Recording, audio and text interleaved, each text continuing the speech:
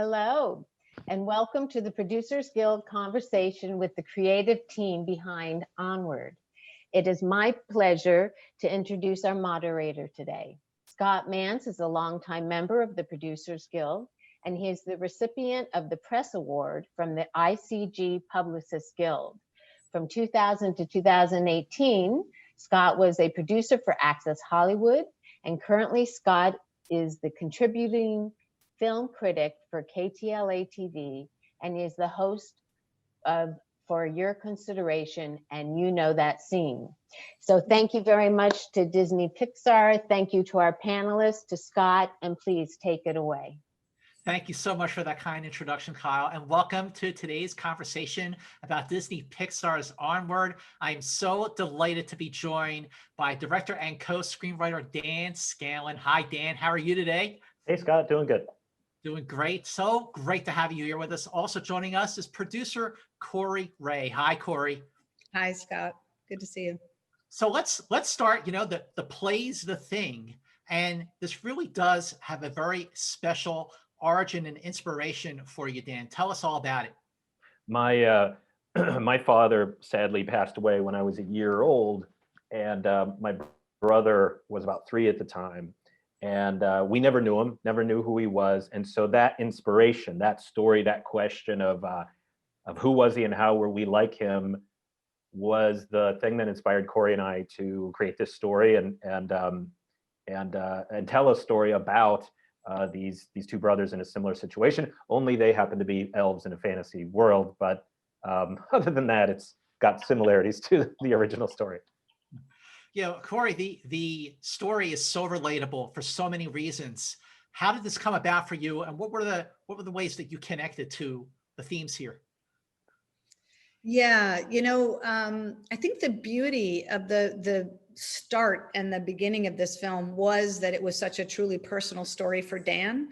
But we soon thereafter began talking about how, while it was super personal and almost, elements of it thematically were autobiographical, it was really a universal story. And we found that not only could I relate to it, because I had someone in my life who was kind of there, who went above and beyond on my behalf. But we realized that a lot of people on the crew and a lot of people that we spoke to had similar experiences and had a similar way to kind of step into the film and really connect with it. So, it's interesting to tell such a personal story, but that's also so universal. It absolutely is. It started off, Dan, for you as a love letter to your father, and then it turned into a love letter to your brother. That was my point of entry, was the relationship with my older brother, who I never realized was as supportive of me as he really is. So what were the discoveries that you had throughout the course of the development of this story? It's funny you say that, and because I think that, like Kori had said, she found connection to people in her family. And I think we all have someone, and it doesn't have to be a sibling or a brother or a sister or whatever. Sometimes it's a teacher or just someone in the community, a friend who goes above and beyond. And so throughout the making of the film, I think one of the things that was a little tricky is my relationship with my brother was so good that it seemed completely fake and dramaless. I'd be talking to Kori and our story team and our co-writers about how loving my brother was, and Kori was really great about understanding that it was important to me not to make a movie about two brothers that hate each other. I mean, we see that a lot. And even though most of the siblings we talked to kind of sounded like they hated each other, at least when they were growing up, I just didn't want to do that again. And so Kori, along with the other writers, was really helpful in helping me find the reality of my story, but keeping drama. So I think if you watch the movie, you can see that Ian and Barley are more like my Midwestern brother and I, who will go along, who would have gone along the rest of our lives, getting along, but covering up and not exposing any things that we really need to talk through, any issues we need to talk through. And I think that's what the movie does, is it takes these two on a journey that forces them to have conflict, forces them to finally address the problems and fight in order to get to a richer relationship. I think that's a lot of what we found along the way, was how to tell the same spirit of how I feel about my family, but in a dramatic way. Right. Or I want to ask you about the earliest meetings you had with Pixar, because it does deal with some very deep issues. What were the sort of early reactions you had from Pixar about the entry point of this film, and also how to keep the balance just right, from telling something that was deep and relatable, but also something that was fun and funny and all the things that make Pixar great? Yeah, it's a great question. You know, kind of as soon as we pitched this idea to kind of the Pixar Brain Trust, you could see people kind of sit up and lean forward a little bit, because it was such a personal story to Dan, and the way he kind of, Dan has such an amazing sense of humor, and kind of offbeat sense of humor, that when you kind of had the idea of this modern fantasy world with these crazy characters, but then underneath this rich, very emotional story that was true for him, I think it wasn't really a hard sell at all. It was kind of like, well, when you have your personal experience to pull from anytime you're making a film, and you can pull from that personal experience, it's always going to make the process better. I won't say easier, because it's an incredibly challenging process to make these movies, but maybe slightly easier when you're pulling from something that you know, something that you feel, something that you've experienced.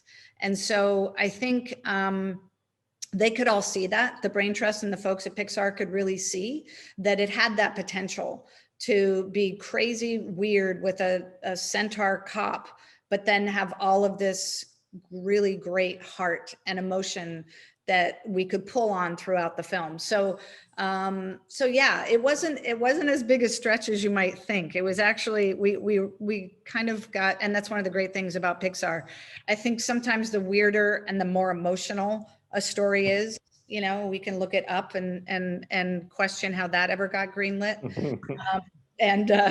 But that's what we find interesting, are these stories that are incredibly unique and have a lot of heart. Well, that's a great entry point into this next question. Dan, why elves? Was it always elves? Was it something else? Was it ever just human characters?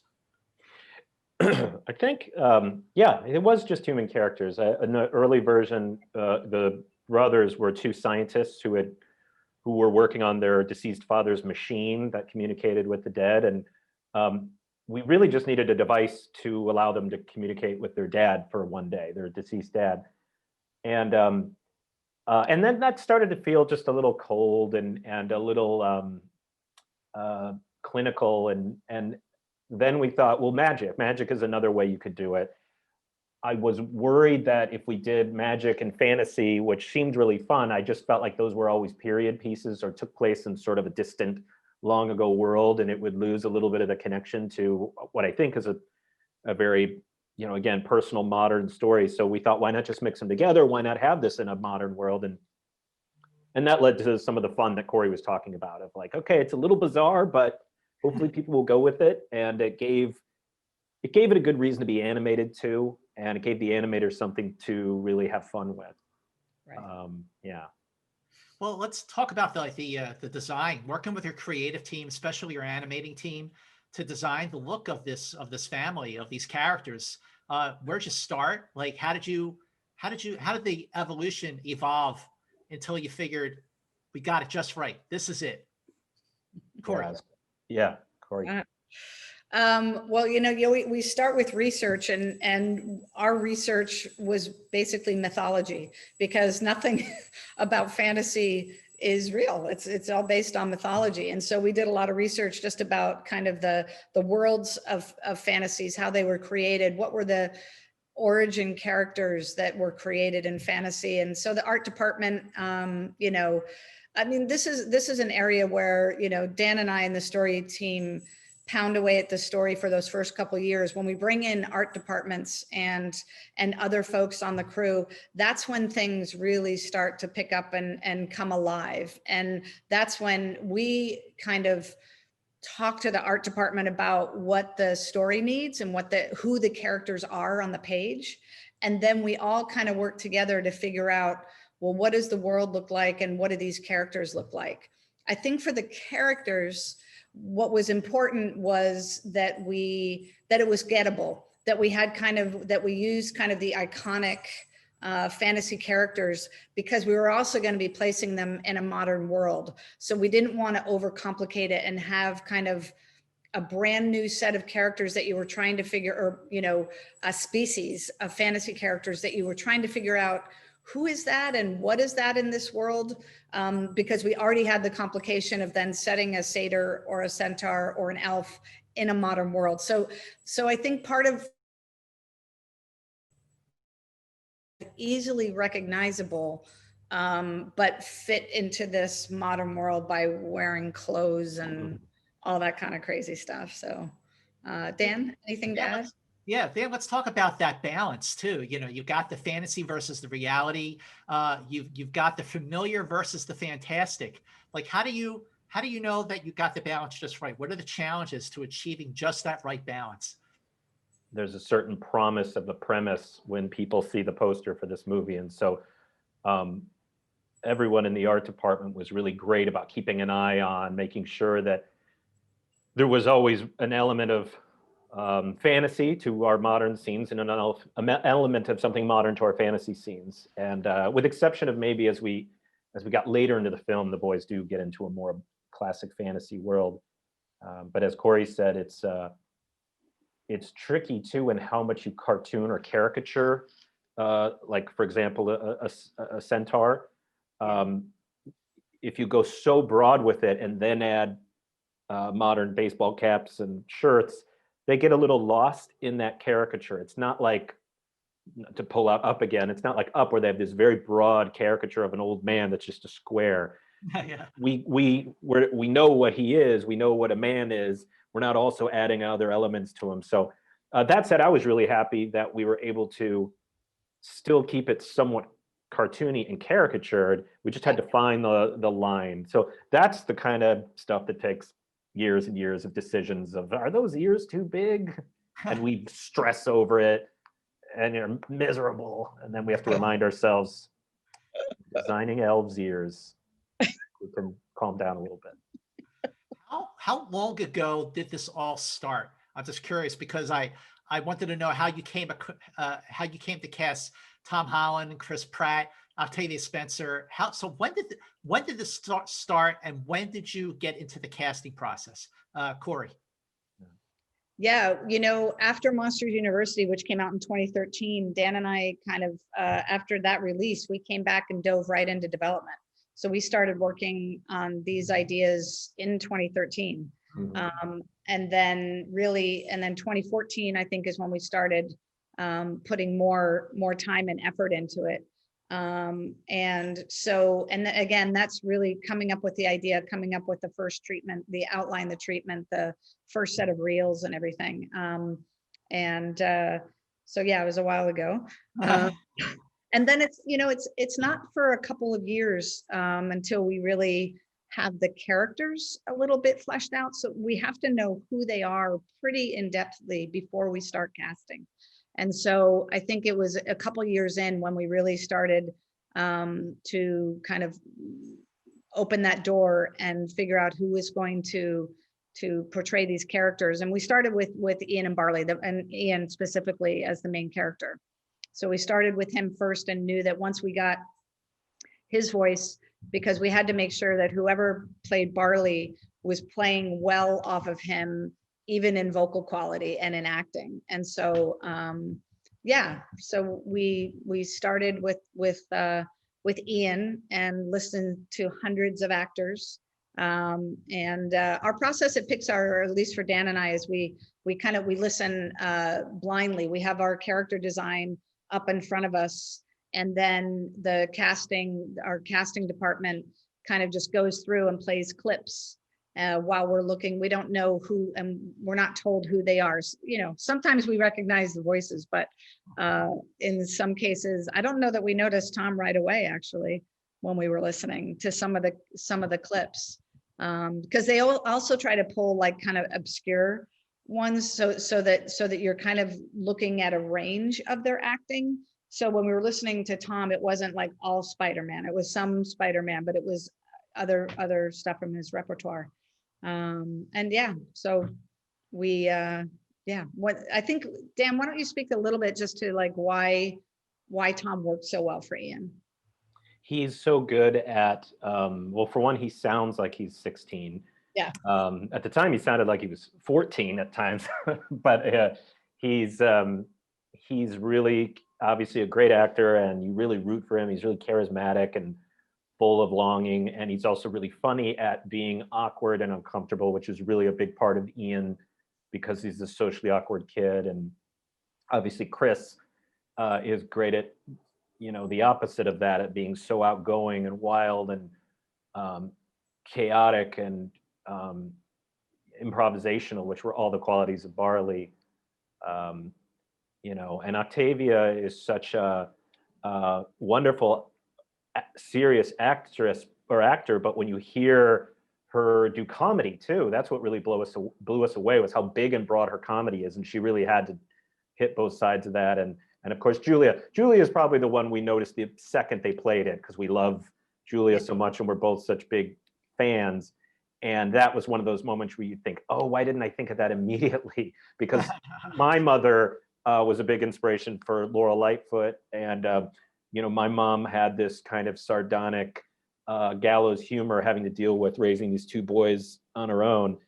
And I really wanted that for Laurel, that sense that she could handle both boys differently. You know, she could deal with Barley, who was a little bit of a handful, and she could be sensitive with Ian, who was a little sweeter. And when we heard Julia, we thought, wow, I don't know who else can do this quite that well. Yeah. Also, I have to say, Chris Pratt, talk about an actor who's very much in the zone right now with his, you know, the Marvel movies and the, you know, Jurassic World and all that stuff. But this is a little bit more of almost like a supporting character for him. So, you know, talk about how he like helped expand Barley. How did his casting further influence the evolution of that character? It's funny, you know, I think part of the fun of the movie is from the beginning of the movie, you really feel that he's the supporting character. But as you mentioned earlier, the movie becomes about him, and he becomes such an important part of the movie that you know, we needed someone like Chris with his abilities. And Chris also has a brother, an older brother. I think that Tom and Chris are swapped. Tom is actually Tom is the older brother to his younger brothers. Yeah, and Chris has an older brother. So Chris had a Barley in his life that he could pull from as far as how supportive his brother was. And so it was very important to him to send that message to his brother. And he was also really respectful of all of our connections to the movie and how much we wanted to send this message to our families. So he kept an eye on things like making sure Barley was still fun and a little clueless, but not so clueless that he seemed like he was out of his mind. Like if we wrote a joke where Barley did something ridiculous and, you know, his pants fell down and he fell down the stairs, Chris would be like, well, he's not that out of his mind. Like Chris made sure that Barley always had a reason, even if it was kind of a wild reason, a reason for what he was doing. Right. Right. You know, the interesting thing is that I remember about 10 years ago, I was talking to Lee Unkrich about Toy Story 3. And he was talking about how the directors of the other Pixar movies, like Andrew Stanton, Pete Docter, had all, everybody kind of collaborated to the extent that they all gave like their notes on the film and their suggestions. Was that, Kori, did that process happen during the making of Onward? Oh, absolutely. Yeah. From day one, it happens, you know, from the idea from the day we pitch an idea, they let you know what they responded to, what they are looking forward to seeing in the film. And then from then on, they're involved in every step. And we put the film up internally at Pixar in story reel form with scratch voices, scratch music, temp sound effects. We put it up 8 or 9 times over the course of making the film. And in each of those screenings, we screen it in our big screening room with 220 people. And we invite other people. So we invite kind of the head, like a lot of the other directors and producers. And then we fill the theater with both our crew and other groups from around the company, all the other leaders and everything. And we get feedback. And those days are incredibly hard and great all at the same time, because we want that feedback. We want to make the film better. And sometimes it's really hard, especially in the early days. Those first, 1 to 3, 4 screenings are a mess. They're not working. There's whole sections of swaths of Act 2 that don't make any sense yet, because Act 2 is often the area that gets the attention last. But we really rely on that feedback. And the beautiful thing is that they're all there trying to help. No one's there trying to tear you down. No one's there trying to, say, oh, I could be doing that better. They're all there in support of your film and in support of making that particular film as good as it can possibly be. So it's really an amazing thing. And it's a beautiful thing to see, and we rely on it. It's how I don't know what we would do without it, to be honest. I got to tell you, that sounds like a load of fun. I would love to be part of those screenings. Dan, moving further along into the filmmaking process. So after you've moved further along with your production designer, the animators, the creative team, then your cast getting your first voiceovers.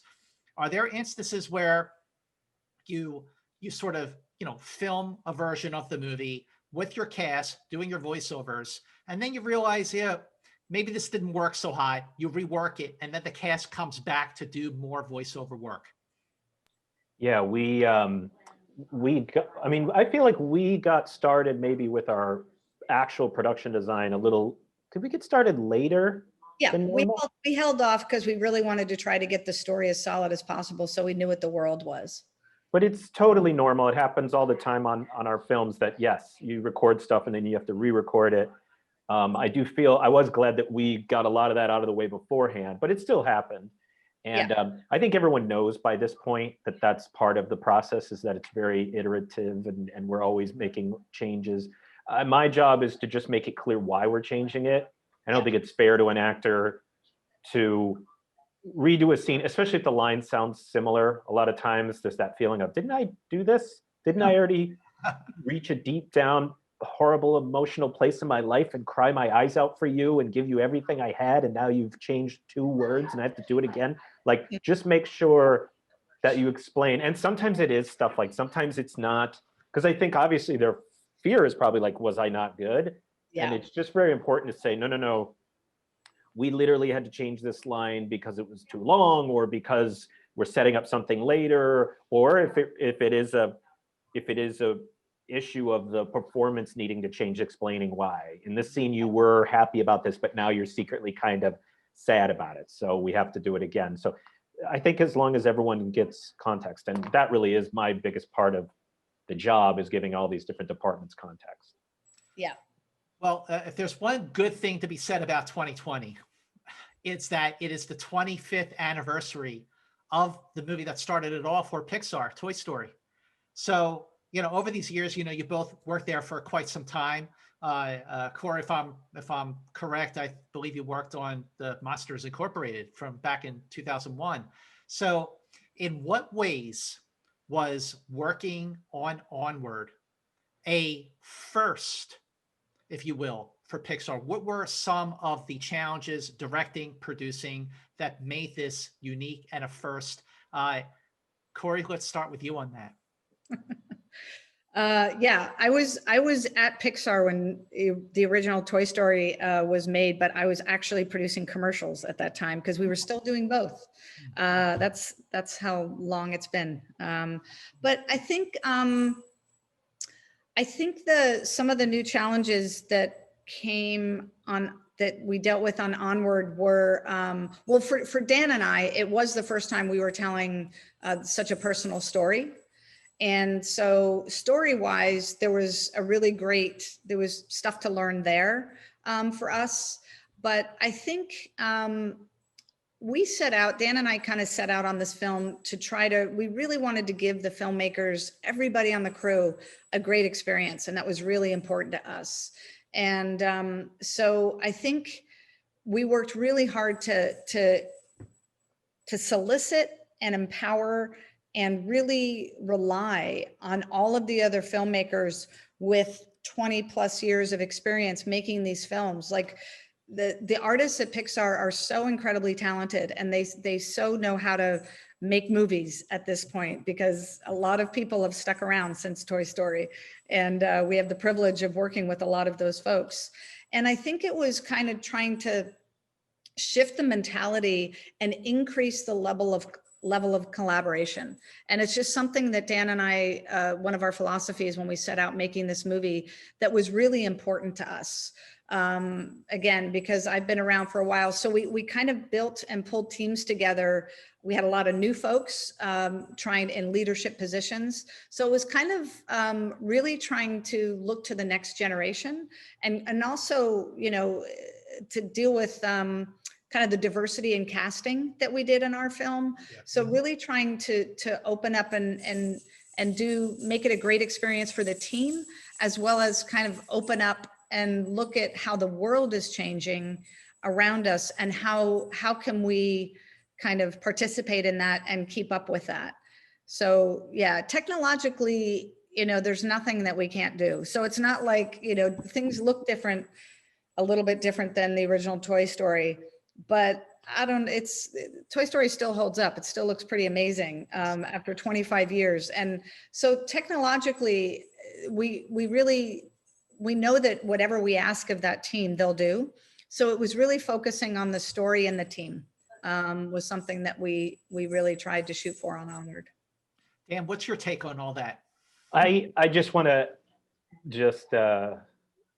you know, point out what Kori said, and I mean, she really inspired me and taught me the importance of setting your team up to succeed, putting a good team together, and you know, reminding ourselves that, like Kori said, they're amazing filmmakers with great guts and instincts, and really taught me the importance of like delegating, but also again inspiring, challenging people.